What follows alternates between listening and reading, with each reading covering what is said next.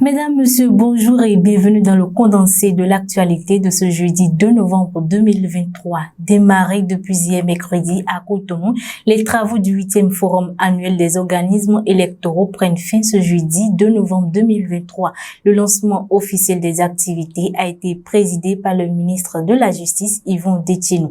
Au cours des travaux, les participants ont échangé sur la communication stratégique dans le cadre des organisations des élections. L'édition de cette année se déroule autour du thème « Communication stratégique, établir une relation durable entre les organismes électoraux et les parties prenantes ».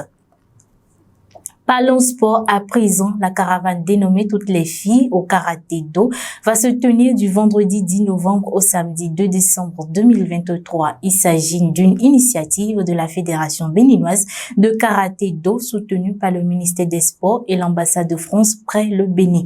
Elle vise à susciter l'intérêt des filles pour le sport en général et le karaté en particulier. Au cours des activités, des stages de perfectionnement sont prévus pour les athlètes arbitres filles et encadreuses de karaté.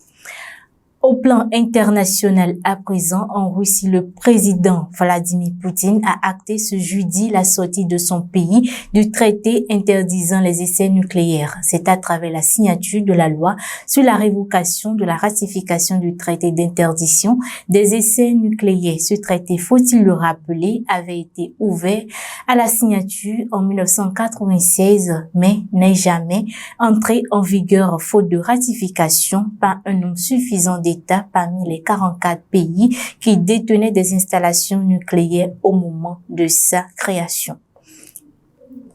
Et pour finir, à présent, le président équato-guinéen Teodoro Obiang Nguema a été reçu ce jeudi au Kremlin par son homologue russe Vladimir Poutine. C'est à l'occasion de la visite officielle qu'il effectue à Moscou. Les échanges entre les deux chefs d'État ont porté sur la coopération bilatérale dans divers domaines, ainsi que le développement des relations entre la Russie et les pays de la région de l'Afrique centrale, dont la Guinée équatoriale préside actuellement l'organisation.